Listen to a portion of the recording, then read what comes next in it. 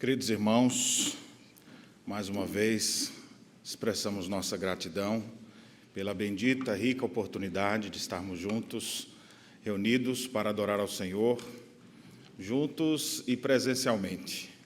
Depois de tempos mais complicados, onde estivemos mais distantes, hoje podemos nos sentir mais realizados com o santo ajuntamento do povo de Deus. Quero expressar minha gratidão à Igreja Betel, na pessoa aqui do presidente do conselho, pastor Samuel, também aos pastores que atuam aqui na igreja, aos presbíteros. Quero agradecer de modo especial ao presbítero Joel, a irmã Rô, que também nos acolheram nesses dias aqui. Feliz em ver aqui hoje irmãos que são queridos nossos, que estão aqui, Eduardo, presbítero Eduardo, irmã Thaís, que puderam estar aqui conosco. Deus os abençoe. A Bíblia diz que tem amigos mais achegados que irmãos.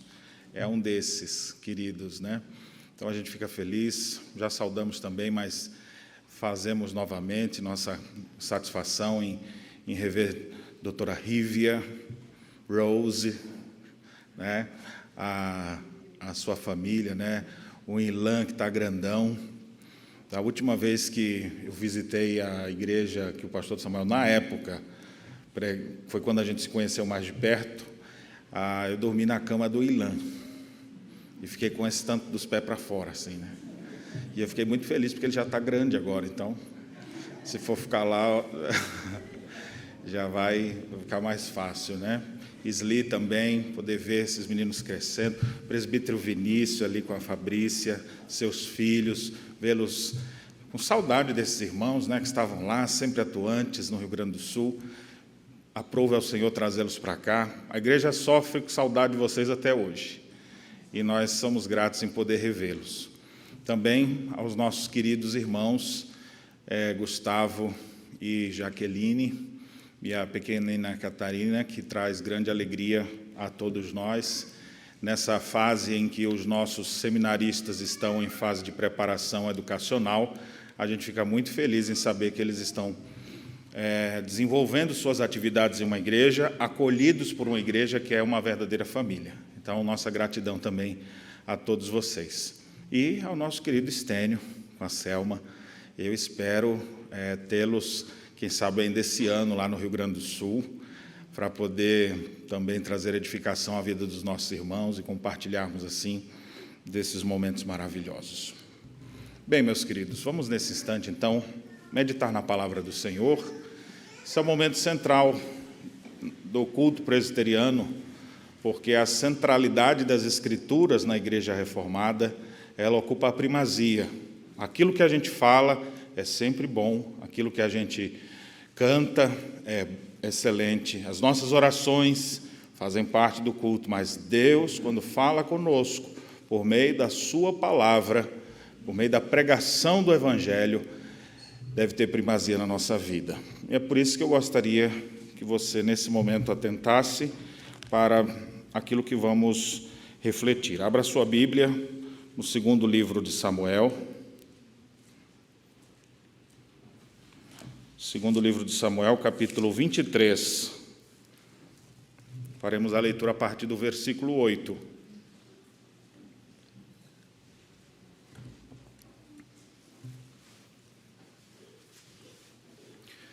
Antes de ler, eu queria lhe fazer uma pergunta. Se você fosse pintar um quadro, mesmo sem ter muita arte nessa área, mas se você fosse desenhar um quadro, ou escolher uma foto que mais representasse a igreja, o que você desenharia? As crianças aí já ficam na expectativa. O que você desenharia? Desenhe uma igreja. Desenhe a igreja do Senhor Jesus. Pinte um quadro que seja da igreja de Jesus Cristo. O que você pintaria? Qual a imagem que vem à sua mente?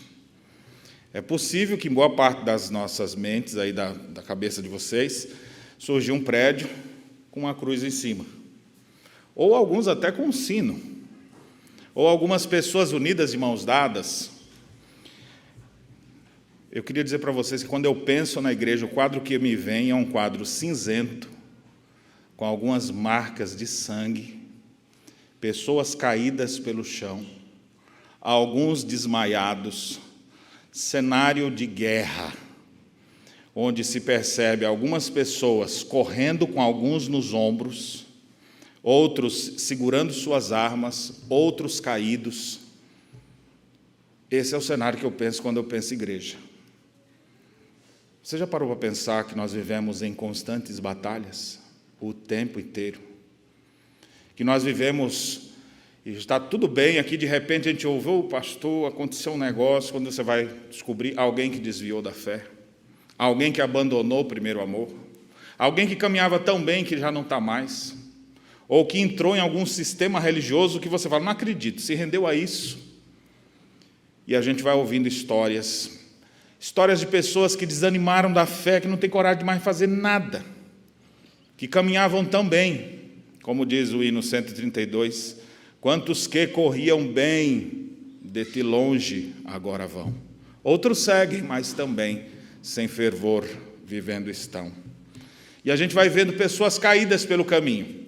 Isso aqui é o cenário da igreja, mas eu pintaria ainda ao fundo alguém que incentiva os seus soldados, porque ele mesmo derramou o seu sangue, ele mesmo se entregou por eles, e ele é quem os incentiva, dizendo, vão, que eu estarei com vocês. A nossa batalha não é uma batalha leve, é uma batalha pesada. Ela é tão pesada que o apóstolo Paulo diz que nós precisamos nos revestir de toda a armadura de Deus para poder ficar firme no dia mau. Porque Satanás, ele vai ter momentos que ele vai investir com toda a força para destruir a vida dos crentes. Mas Deus, que protege os seus, ele não deixa que isso aconteça. Mas muitas vezes nós somos mitigados pelas suas setas, nós somos afligidos pelos seus dardos inflamados, e muitas vezes o nosso escudo de proteção, ele está funcionando, mas você olha assim, já está todo amassado, de tanta pancada que já levou, rachado talvez, mas ainda estamos na batalha. Quando eu vejo alguns cabelos brancos de irmãos queridos na igreja, eu fico pensando, esses são os veteranos de guerra. Mas não é porque eles estavam na Segunda Guerra Mundial, não. É porque eles estão já lutando faz tempo.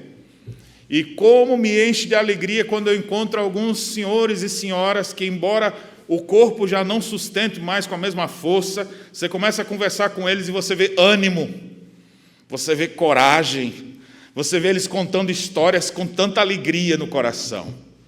E eu falo, meu Deus, só o corpo que está velho, porque essa pessoa continua, parece um jovem, um adolescente, dentro desse corpo que em breve não vai ter mais.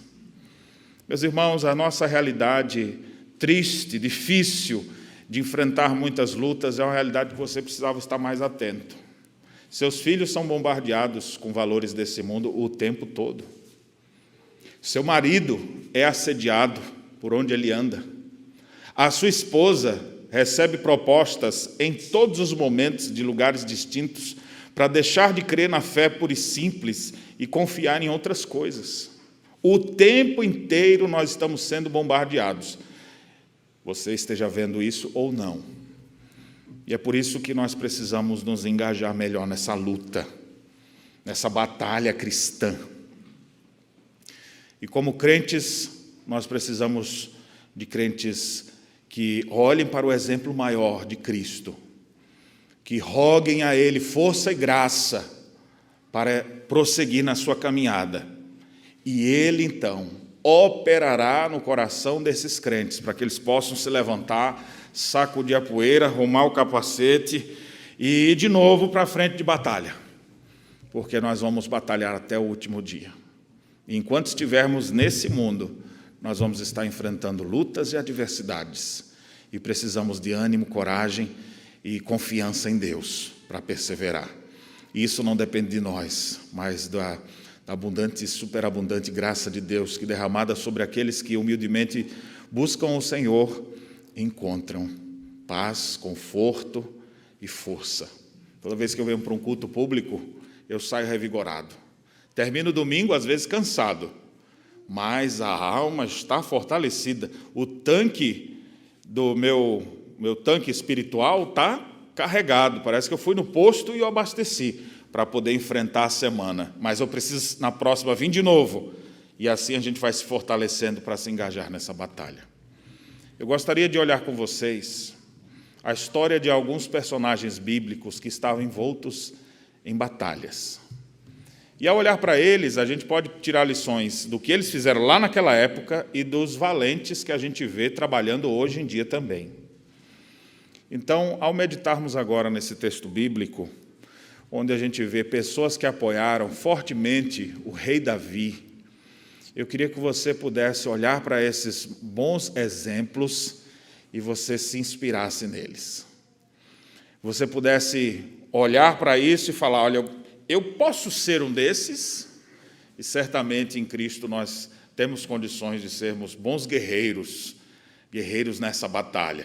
Nós podemos sim nos envolver, e Deus operando em nós, coisas magníficas podem acontecer, coisas infinitamente maiores do que qualquer outra que você pedir ou pensar. Deus é poderoso para fazer. 2 Samuel, capítulo 23, vamos ler então a história de 3 desses homens. Eu não sei se você já observou uma expressão que aparece quando fala de Davi. Davi tinha vitórias por onde quer que ele ia. Aí você fala, Davi foi muito abençoado por Deus. E Davi ia tendo vitórias por onde quer que ia. E por que ele tinha vitórias em cada uma das suas investidas? Porque o Senhor era com ele. Deus lhe dava essas vitórias. Mas outro aspecto que a gente percebe da vida de Davi é que Davi foi muito bem assessorado, ele não andava sozinho. Mas nos primeiros momentos parece que ele não tinha ninguém. Ele vivia fugindo, porque o rei Saul queria destruí-lo. Em alguns momentos, Davi foge, está lá numa caverna, quando ele fala, encontra um monte de homem lá dentro, fala, aqui deve sair um bom exército. Aí começa a conversar com um, todo endividado. Começa a conversar com outro, arruinado. Quando vê o outro, fugido de morte. Quando vê o outro, jurado e não pode mais voltar para a sua terra. E ele fala, meu pai do céu, não tem um arrumadinho aqui assim? Não. Tem aquele ali, amargurado de espírito. E ele falou, o que eu posso tirar daqui? Aí a Bíblia diz que Davi se tornou chefe deles. E é bem provável que daqueles improváveis, Deus trouxe homens que se tornaram grandes apoiadores do rei Davi, homens que o apoiaram fortemente. Tinha aqueles que tinham posição, eles não apenas apoiavam, mas eles tinham cargos no reino de Israel. Mas tinha uns que não tinham cargo. Especialmente os chamados 30 valentes. 30 valentes de Davi. Eram os homens bem dedicados. Mas dentre os 30, havia os 3 primeiros. E quando alguém queria falar de um grande guerreiro que andava com Davi, falava, esse aqui é fulano de tal. Tinha o nome entre os 3 primeiros, mas aos 3 primeiros não chegou. Aí falava, esse cara era bom. E aquele outro fez isso, isso e isso. Tinha o nome entre os 3 primeiros, mas os 3 primeiros não chegou. Quem eram esses 3 primeiros? Eu quero apresentar para vocês os guerreiros de Davi, o nome dos 3 primeiros valentes. O texto sagrado diz assim, são estes os nomes dos valentes de Davi. Josef-Basebete, filho de Taquemone, o principal de 3. Esse brandiu sua lança contra 800 e os feriu de uma vez. Depois dele, Eleazar, filho de Dodô, filho de Auí, entre os 3 valentes que estavam com Davi, quando desafiaram os filisteus ali reunidos para a peleja, quando já se havia retirado os filhos de Israel, ele se levantou e feriu os filisteus, até lhe cansar a mão e ficar pegado à espada. Naquele dia o Senhor efetuou grande livramento, e o povo voltou para onde Eleazar estava somente para tomar os despojos. Depois dele, Samá, filho de Agé, o Ararita. Quando os filisteus se ajuntaram em Leí, onde havia um pedaço de terra cheio de lentilhas, e o povo fugia de diante dos filisteus, pôs-se Samá no meio daquele terreno e o defendeu, e feriu os filisteus, e o Senhor efetuou grande livramento. Também 3 dos 30 cabeças desceram, e no tempo da cega, foram ter com Davi à caverna de Adulão. e uma tropa de filisteus se acampara no vale dos Refaíns. Davi estava na fortaleza, e a guarnição dos filisteus em Belém. Suspirou Davi e disse: quem me dera beber água do poço que está junto à porta de Belém. Então aqueles 3 valentes romperam pelo acampamento dos filisteus e tiraram água do poço junto à porta de Belém, e tomaram-na e levaram a Davi. Ele não a quis beber, porém a derramou como libação ao Senhor. E disse: longe de mim, ó Senhor, fazer tal coisa. Beberia eu o sangue dos homens que lá foram com perigo de sua vida? De maneira que não a quis beber. São estas coisas que fizeram os 3 valentes. Amém. Queria refletir então com vocês aqui sobre esses crentes valorosos que serviam ao Senhor com dedicação, apoiando Davi fortemente no seu reinado. Se eles vivessem hoje, e fossem membros dessa igreja, eles iam ser 3 guerreiros também, quem sabe 3 presbíteros, ou um presbítero, um diácono e um pastor, ou quem sabe nem tivessem o ofício, mas iam ser pessoas que iam apoiar fortemente o trabalho da igreja. Eu gostaria de destacar cada uma das características que esses 3 valentes aqui são apresentados. O primeiro é José Bassebete, popularmente conhecido como Jazobeão. Fácil de decorar, né? Qualquer outra coisa. O nome ou o apelido dele. E José Bassebete, filho de Taquemone, é destacado aqui pelo seu empenho na batalha, pelo seu destemor, especialmente pela sua força e coragem, porque é um homem que, numa batalha, num conflito, brandiu sua lança e destruiu 800 homens de uma vez. Não fique achando que isso é coisa de Pokémon ou de esses negócios de videogame, né? Que ele fez, jogou a lança e pum! E caiu 800 assim do lado, né? Parece aqueles filmes japoneses, né? Não é nada disso aqui. A ideia é que esse homem, durante uma batalha, não é que foi um golpe só de lança, a arma dele é uma lança, já mostra a força, porque uma lança é um negócio mais comprido do que uma adaga, né? Uma adaga, uma espada e uma lança. Uma lança é mais pesado, mas esse homem se tornou hábil com esse instrumento. E ele, então, numa batalha, acabou ferindo 800 homens de uma vez. E a Bíblia, então, diz, esse era um dos 3 valentes. Eu fico pensando, ó Senhor, manda uns homens assim para o meio da tua igreja. Manda uns homens assim. A Bíblia, quando faz referência aos valentes de Davi, ainda nesse próprio livro, diz assim, que o menor deles valia por 100. O maior valia por 1000. Hoje em dia a gente tem uns que valem por 0,3. Outros meio ponto.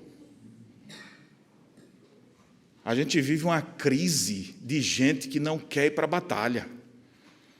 Outros preferem, no máximo, assim, eu posso ir só para tirar foto? Para poder mostrar para o pessoal? Não, nós estamos precisando de guerreiro. Nós precisamos de gente que pegue a lança, que se envolva na batalha, que veja o sangue escorrer. Calma aí, gente, não estou ensinando ninguém a ser terrorista, nem matar os infiéis. Mas a ideia é de alguém que usa toda a sua destreza, toda a sua capacidade, toda a sua força em prol do reino.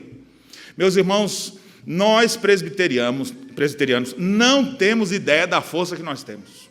Nós não temos ideia. Você não sabe a força que seu braço tem. A força que Deus botou dentro de você. Você vive, às vezes, achando que você é a pessoa mais improvável, mais fraca. Se estiver num lugar assim, ó, você podia trazer uma palavra, Deus me livre, eu não consigo falar nada, não. A gente sempre está ali, ó, tímido, e você não sabe do potencial que você tem, pelo simples fato de você ser um presbiteriano do Brasil. Desculpa aí aqueles que são de outras igrejas, né? Mas eu tenho que falar da minha. E é por isso que eu estou aqui, senão estava em outra. Nossas crianças são doutrinadas. Eu me lembro de meus filhos, quando eram pequeninhos, o professor vindo reclamar comigo. Pastor, é difícil, porque eu vou contar a história e seu filho já sabe tudo.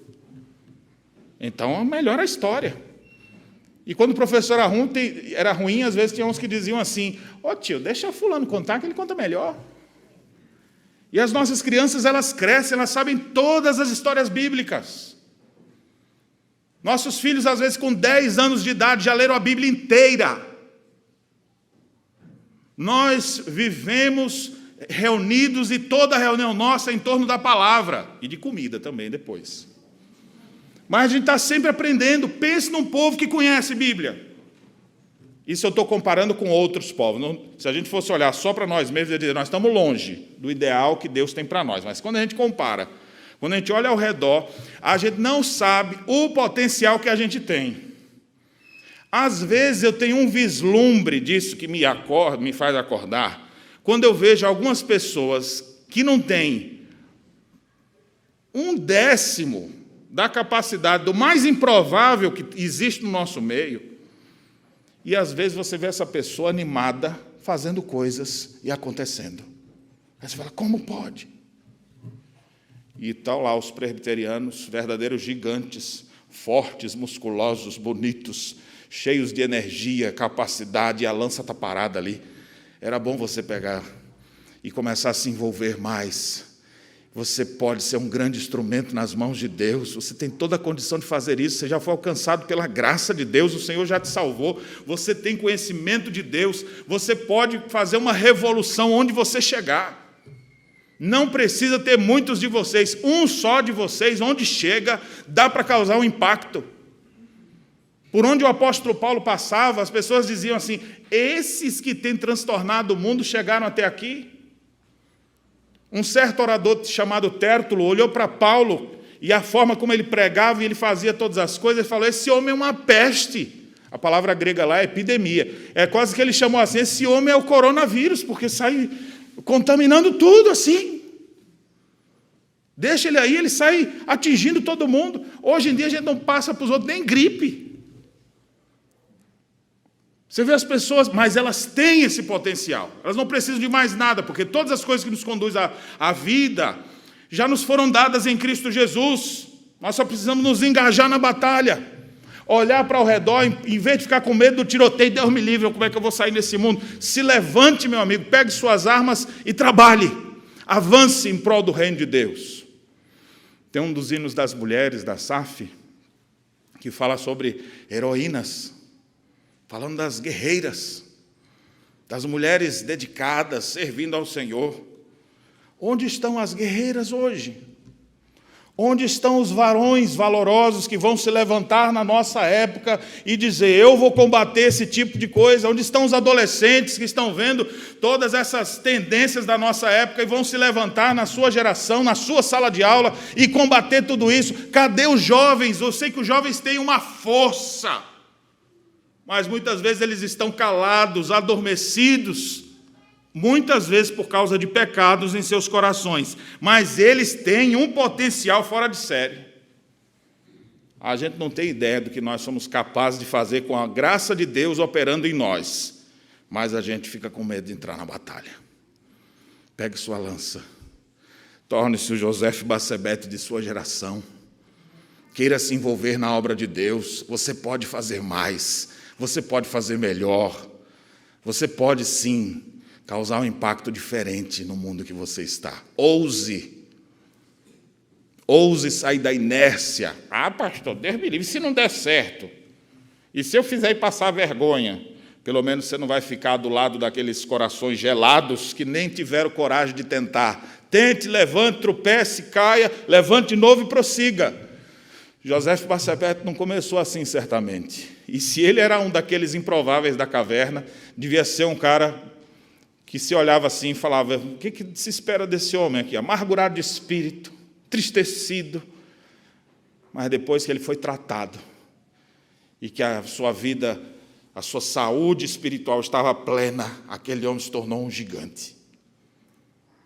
Nós precisamos hoje de homens assim, fazendo parte do exército do nosso Senhor. E ao longo da história nós temos. Se vocês forem olhar a história local dessa igreja, vocês vão lembrar de nomes de pessoas. Alguns já partiram, outros ainda estão aí. Geralmente a gente só lembra deles depois que morre. Mas tem gente, sim. Na nossa história está sempre nós vamos encontrar ícones de homens, mulheres que foram destemidos, aguerridos, trabalhadores e que se envolveram na obra do Senhor e que deram o máximo de si e que se destacaram muito acima da média dos outros. Por que eu vou ficar aqui só no necessário, somente o necessário? O extraordinário é demais. Negativo, vamos fazer mais do que isso, do que o básico. Nós temos um grande potencial, Deus botou isso nas nossas mãos. Agora deixa eu te dizer uma coisa, o Senhor vai cobrar isso de cada um de nós.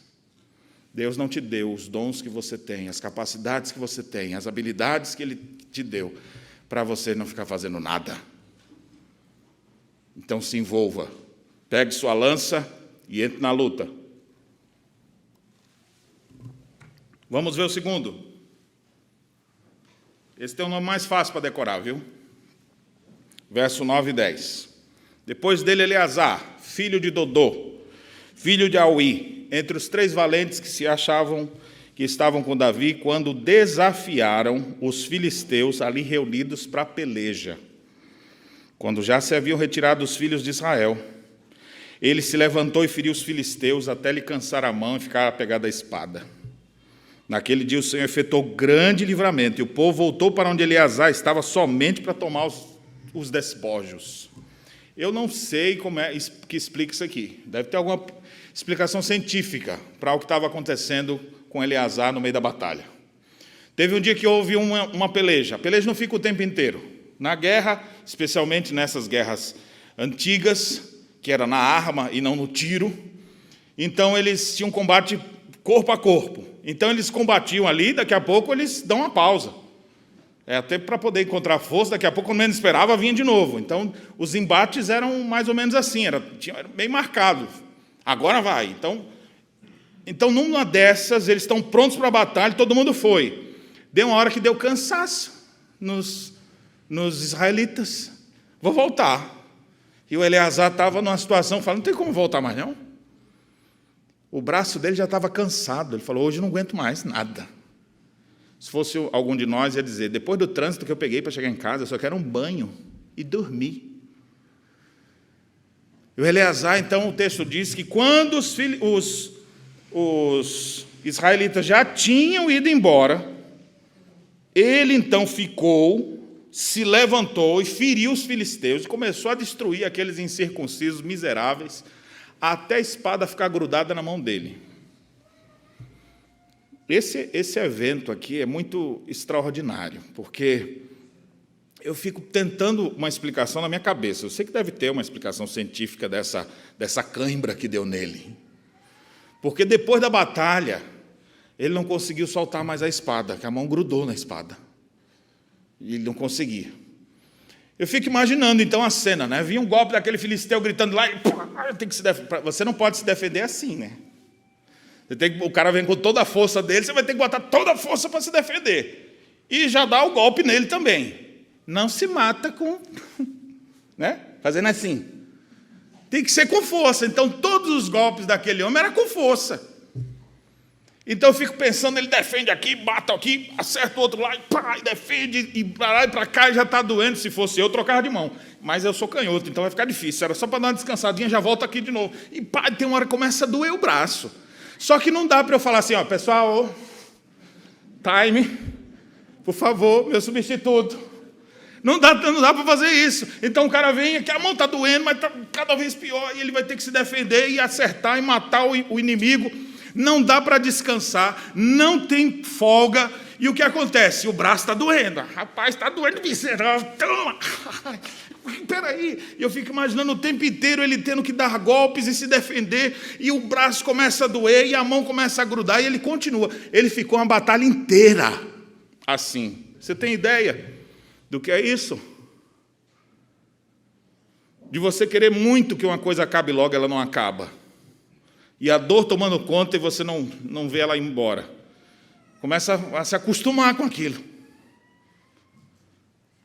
Quando o último homem caiu, o Eleazar começa a recobrar. Eu fico pensando que ele fazia assim, não era para tirar o suor, não, viu? Devia ser o sangue da testa.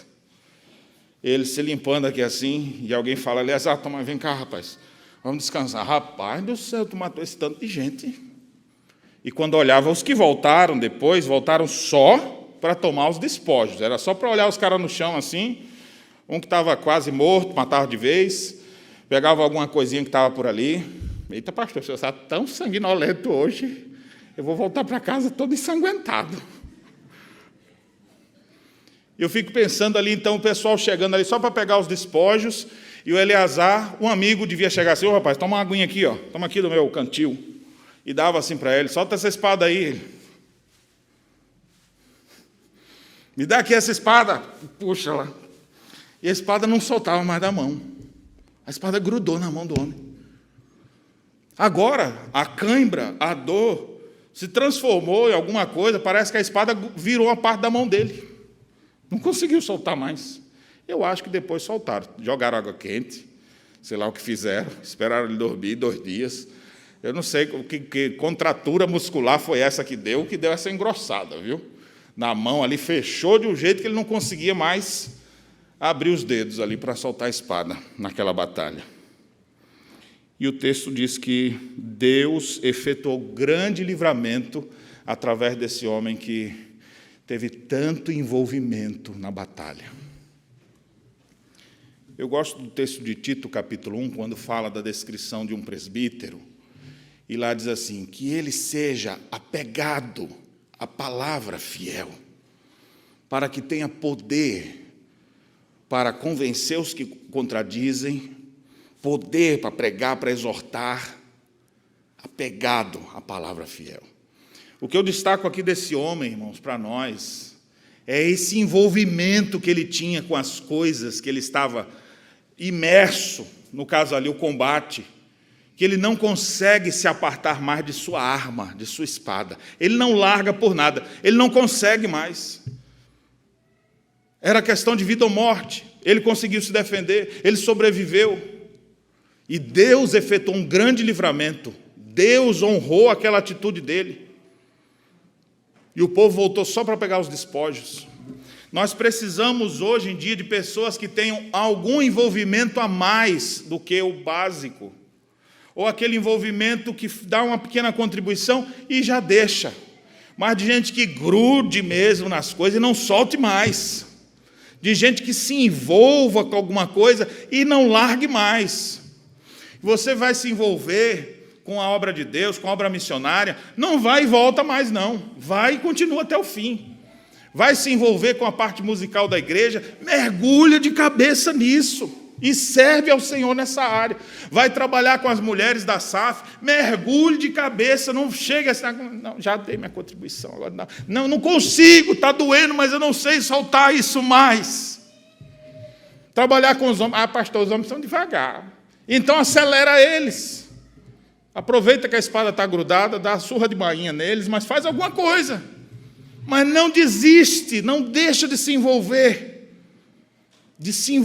com toda a sua vida. Vai doer, vai cansar, mas Deus vai honrar. Nós precisamos de gente que se envolva mais, gente que se envolva com nossas crianças, que se envolvam plenamente com elas, que protejam nossos filhos, que capacitem nossos filhos. Eu vou me dedicar, eu sinto que Deus me chama para trabalhar com crianças. Então vai, meu irmão, e vai com tudo. Eu posso, olha, todo mês que tiver 5 domingos, aí eu posso contribuir com 2 horas desse domingo. Não é esse tipo de envolvimento, não. É envolvimento de cabeça. É envolvimento que vai doer, que vai às vezes você vai querer fazer outras coisas, mas não vai ter tempo. Mas nós precisamos de guerreiros assim. De gente que se envolva mesmo. E que não abra mão. Precisamos de gente para trabalhar com nossos adolescentes. Porque na faixa dos 18 aos 19, os adolescentes estão tudo firme na igreja, boa parte deles desviam. Tem que ter alguém para estar junto com eles ali, para ajudá-los nessa fase. Tivemos uma infância boa, adolescência legal, a UPA bombando. Aí, de repente, às vezes 70% dos nossos adolescentes, dos nossos que eu digo, não é da igreja local, mas é uma pesquisa feita globalmente, mostra que eles se afastam por alguma questão, ou porque foram para a universidade, perderam a fé quando chegou lá, ou por influência de novos amigos. Precisamos ter gente que olhe para aquilo ali. Não, gente, eu não vou trabalhar com isso aí não, adolescente, dá muito trabalho, misericórdia. Mas tem que ter alguém que, vocês vão embora, eu vou cuidar deles aqui. Dá aqui essa espada. E eu não vou largar. Vai dar trabalho. Vai doer. Mas eu não vou desistir disso. Onde estão os Eleazares, os filhos de Dodô dos nossos dias, que vão ter dó dos casais, que vão aproveitar a sua própria vivência familiar e tudo que aprenderam sobre família? Eu quero ajudar os casais. Eu quero aconselhar casais. Eu quero aconselhar casais novos que estão agora, filhos pela primeira vez. Vou trabalhar com essas pessoas. Diminuir o abismo das gerações que não se comunicam. Eu vou procurar trabalhar para unir os jovens casais com os casais mais experientes. As mulheres cabelinho branco com as que ainda estão sem necessidade de pintá-los. Juntar esse pessoal vai dar trabalho. Precisamos de Eleazar para isso. Precisamos de gente que se envolva de cabeça na obra de Deus. Nós não podemos ficar brincando. Nosso cenário é de guerra. Se você recua, o inimigo avança. E nós não podemos dar trégua em momento algum. Onde estão os homens e mulheres que vão se levantar, como se levantou Eleazar para ferir os filisteus? Onde estão os homens e mulheres desta igreja que vão se levantar na sua geração com tantos desafios, que vão estudar, que vão ler livros, que vão ajudar as pessoas da sua época a enfrentar os problemas que estão latentes no nosso dia, trazendo respostas aos nossos anseios? Onde estão os guerreiros que vão fazer isso? Davi teve grandes conquistas. Deus o abençoou e lhe dava vitória por onde quer que ia. Mas ele não fez isso sozinho. Ele tinha uns valentes. Agora você está percebendo porque esses caras eram os 3 primeiros, né? Os outros eram também muito dedicados. Teve outros lá que mataram 500 num dia só. Mas aos 3 primeiros não chegou. Teve um que destruiu um gigante, matou um leão. Mas aos 3 primeiros não chegou. Esses 3 primeiros tinham grande envolvimento e dedicação. Vamos ver o terceiro agora, irmãos. Versículo 11. Esse aqui, versos 11 e 12. Samá, filho de Agé, o Ararita. Quando os filisteus se ajuntaram em Leí, onde havia um pedaço de terra cheio de lentilhas, e o povo fugia de diante dos filisteus, pôs-se Samá no meio daquele terreno e o defendeu e feriu os filisteus, e o Senhor efetuou grande livramento. Primeira vez que eu ouvi um sermão nesse texto, foi só esse texto de Samá, pastor Rubens, Tomás de Aquino. Nunca vou esquecer daquela mensagem, mexeu no meu coração. E ele dizendo: onde estão aqueles que vão defender as lentilhas do Senhor? Onde estão os homens e mulheres que vão defender os nossos valores? Onde estão os homens destemidos na nossa época que vão se posicionar, ao invés de serem apenas coniventes com tudo que está sendo dito hoje em dia? Rapaz, a última agora é que o super-homem é gay. Olha o nome, Superman. O super-homem. Aí a foto que está sendo botada lá é o filho do super-homem, não sei como é que é, mas é o super-homem com aquela imagem. E está sendo ensinado isso para todo mundo. Todo mundo vai recebendo essas informações normais, ou seja, um homem que é homem, ele não é homem.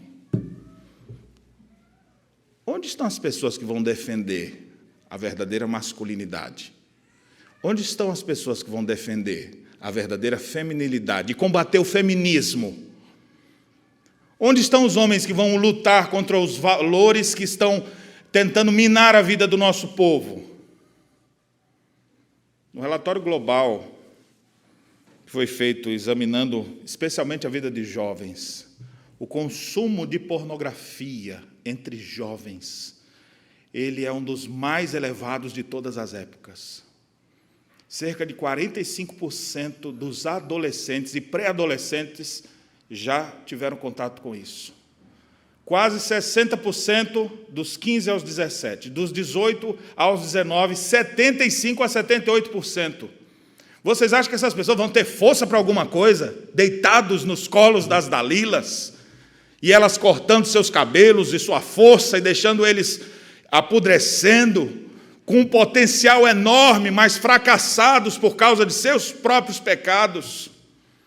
Quem vai se levantar para defender as coisas de Deus e dizer: meu irmão, não é por aí, meu irmão, não, esse caminho é ruim, vem cá, eu vou te ajudar para você vencer esse pecado, vou te ajudar para tu se ver livre disso. Cadê os defensores do povo de Deus? Cadê o Samar? Todo mundo já tinha ido embora.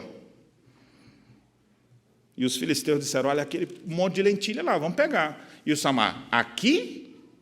Essas lentilhas aqui? Vai não. Vamos acabar com esse Samar. Vier o grupo de filisteu. Samar, eu fico imaginando aquela música oriental assim de fundo, e o Samar puxando a sua espada e o vento balançando o seu cabelo. E ele segurando aqui assim: podem vir. E ele lá com a sua espada na mão, e os filisteus vindo atrás dele, falam: vão acabar com ele. Mas olha o que o texto diz: pôs-se Samar no meio daquele terreno, e o defendeu, e feriu os filisteus, e o Senhor efetuou grande livramento. Aquele homem disse: essas lentilhas são do Senhor, essas coisas aqui são do meu Deus, ninguém vai mexer não. Só que hoje em dia estão mexendo nas nossas crianças, estão mexendo com os nossos adolescentes, estão mexendo com os nossos jovens, e ninguém está dizendo nada. Estão dizendo o que é ser homem, o que é ser mulher, antivalores para nós, e nós não estamos dizendo nada. Onde estão os apologetas da nossa época? Onde estão os homens e mulheres que vão se levantar e dizer: essas coisas aqui são do meu Deus, esses valores eu não abro mão. Vocês têm o potencial de fazerem toda a diferença. Vocês têm os argumentos e recebem domingo após domingo aqui. Vocês podem ser Samar em sua geração e botar para fugir um monte de filisteu, miserável incircunciso. Se não se converter, vai queimar no inferno. A gente precisa defender a nossa fé. A gente precisa defender as nossas coisas. A gente não pode deixar o inimigo vir sobre o nosso terreno as coisas de Deus e deixar de qualquer maneira negativo. Precisamos nos envolver mais. Precisamos defender as coisas do Senhor. Onde estão os homens e mulheres que vão fortalecer os exércitos de Israel, do povo de Deus que estão nos campos de batalha hoje? Venha para as trincheiras, meu irmão. Saia do conforto do seu quarto com ar-condicionado e venha para as trincheiras da luta, venha batalhar. Ah, pastor, mas eu estou tão fraco. Meu filho, se você tiver um braço funcionando, tá bom, porque aquele ali já perdeu o braço. Ó. Aquele outro ali está cego, não sabe para onde atira. Vem para cá. O que você tem, use para Deus. E se você percebeu aqui o que aconteceu, tanto no caso de José-Bassebete, de Eleazar e de Samar, é que em todos esses o Senhor efetuou o grande livramento. Eu estou destacando o potencial desses homens, mas a gente sabe que não foi a força deles que fez isso. O Senhor operou na vida deles. Ser forte e corajoso. Nós precisamos de gente com coragem para enfrentar. E coragem não é você ficar ausência de medo. Não tenho medo de nada. É complicado isso. Mas é a sua bravura em frente aos perigos. O mal está aí, mas eu vou defender o que é meu. Eu vou defender minha esposa. Eu estou vendo as coisas que estão acontecendo, o ambiente onde ela está trabalhando, as amizades que ela tem, eu tenho que proteger minha esposa. Meu marido não está percebendo a bucha onde ele está entrando, eu preciso ajudar ele. Tem que ter gente para defender os seus. Ou você vai esperar que outra pessoa faça isso? Vai aparecer, sempre aparece o socorro do Senhor. Mas hoje eu estou aqui como emissário do Senhor para recrutar novos guerreiros para as frentes de batalha, porque a guerra já está acontecendo. Não é para o ano que vem que você vai entrar na batalha, é agora. É hoje, é já. Precisamos nos envolver nessa grande batalha. Bem, irmãos, nós vimos então que esses três homens, os três principais, os três valentes de Davi fizeram, e como Deus efetuou grande livramento na vida deles. Para concluir, eu gostaria que você pudesse pensar comigo o seguinte: já parou para pensar esses 3 homens juntos? Porque em cada lugar você acha, aqui e ali você acha um Samar, perdido, né? Às vezes é longe, não é? É raro essas pessoas. Você acha um ali, você acha um José Bassebete ali, você acha um Eleazar em outro canto. Agora pense os 3 juntos, o que esses homens juntos podem fazer. O que 3 mulheres altamente capacitadas por Deus poderão fazer. O que jovens ou adolescentes ou crianças, qualquer um de nós, imagine a gente juntar esses valentes e botar tudo junto. Olha o que eles são capazes de fazer.